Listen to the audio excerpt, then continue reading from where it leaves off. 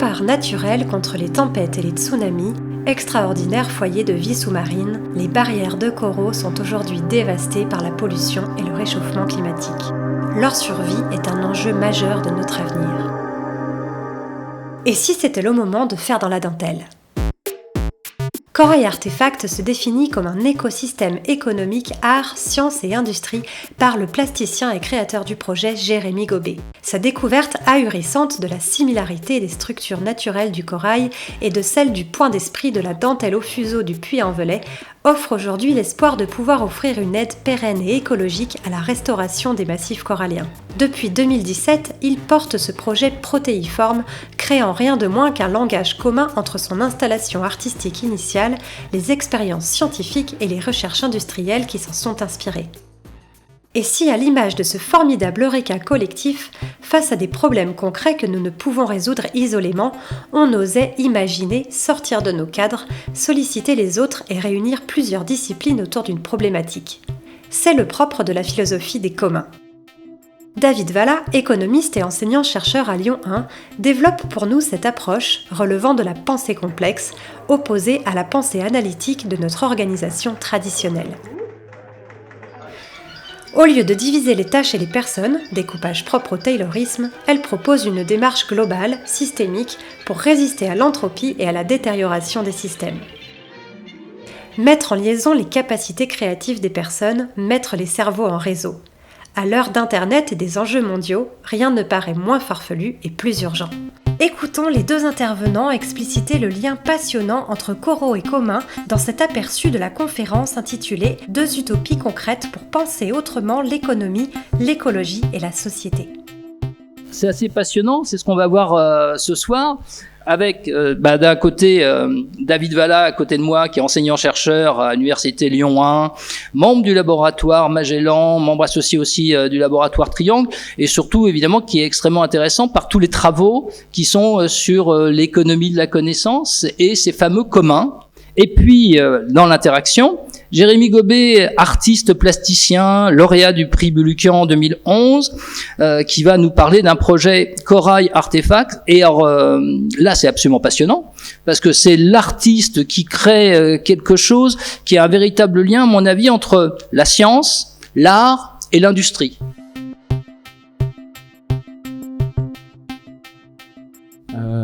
Donc là, l'œuvre que vous voyez, en fait, j'étais à Emmaüs et sous une table, personne ne savait ce qu'il faisait là. Il y avait un bac avec des squelettes de coraux.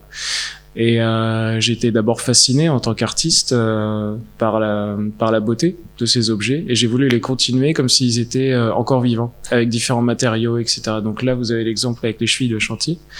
Et donc mon travail est reconnu pour ça, pour cette transmission du passé vers l'avenir, et j'ai été invité par HS Projet, qui organise le Festival des Textiles Extraordinaires, à une carte blanche pour créer une installation monumentale à Clermont-Ferrand.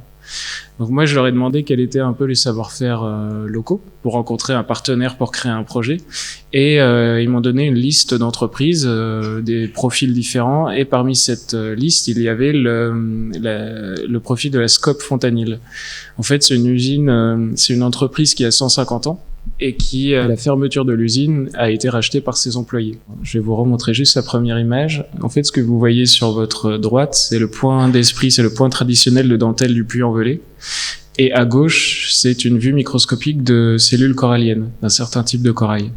Et plus je faisais des sculptures avec le corail, plus j'avais acquis des connaissances et les problèmes environnementaux liés aux coraux.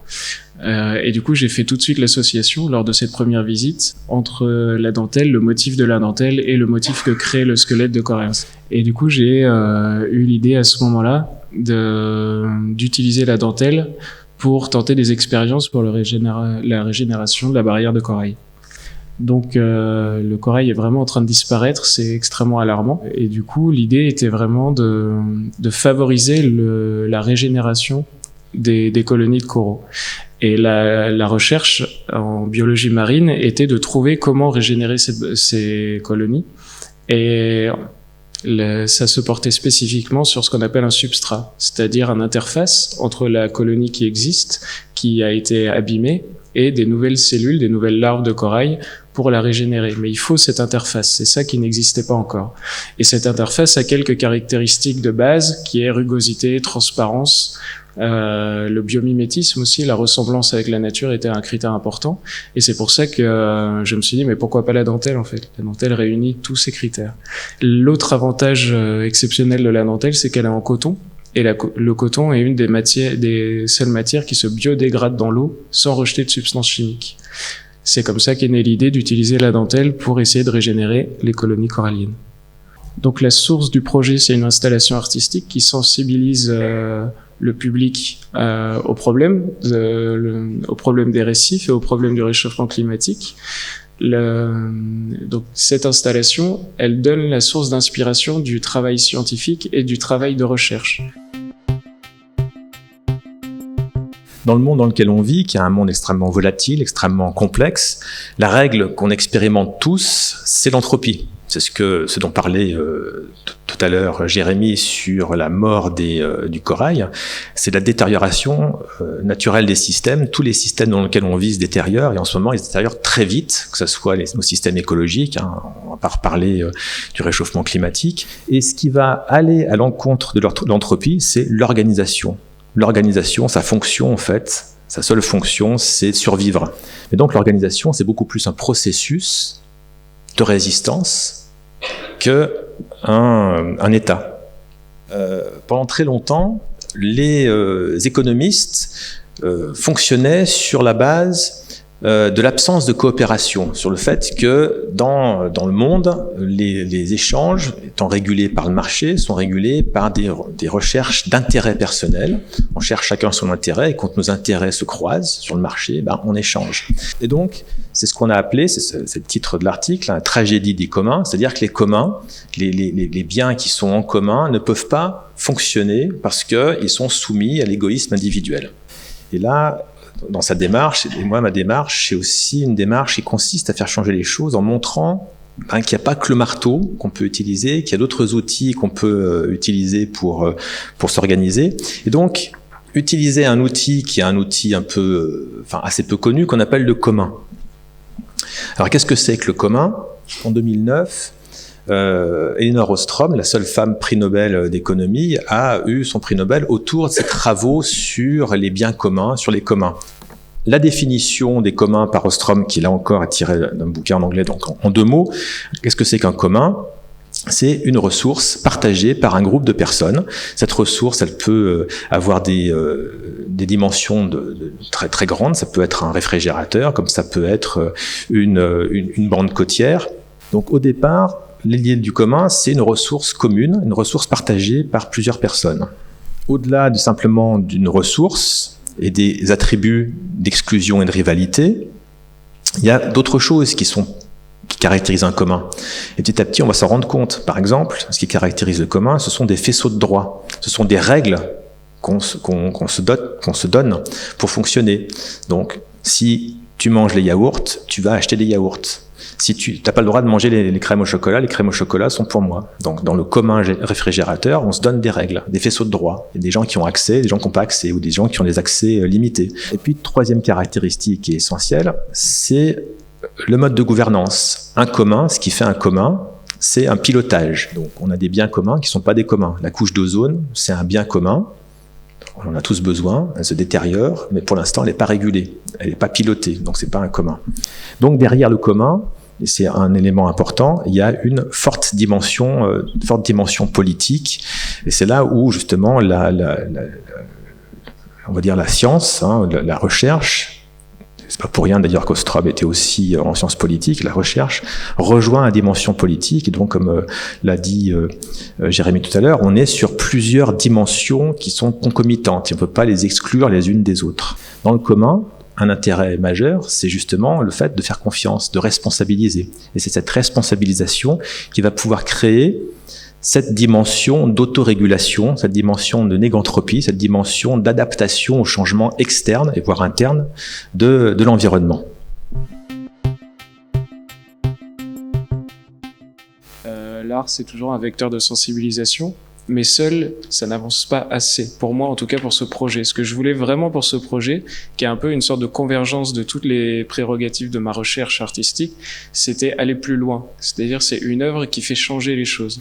Et ce que je veux vraiment faire avec le projet Corail Artefact, c'est leur montrer que c'est pas notre responsabilité de fait, mais on a quand même le pouvoir d'agir.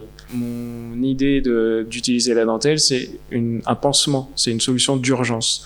Mais aussi, c'est un projet modèle, et ce fonds de dotation, une fois que nous, on a financé notre projet, l'idée, c'est de devenir moteur d'autres projets, et toujours d'associer des artistes dans le processus. Ce modèle de la communauté, il se fonde sur une culture de la collaboration. Et donc, cette culture de la collaboration est un élément qui va renforcer et structurer le fonctionnement du commun. Ce modèle organisationnel basé sur la communauté, qui fonctionne comme un commun, on en a des déclinaisons à travers ce qu'on appelle les nouveaux espaces collaboratifs, les hackerspaces, les makerspaces, les Fab Labs, etc., les espaces de coworking, qui sont souvent pensés comme des communs, c'est-à-dire que ce sont des lieux de production collaborative de connaissances où les gens viennent pour faire des choses, mais surtout pour apprendre les uns des autres, et qui se basent sur le modèle de la communauté.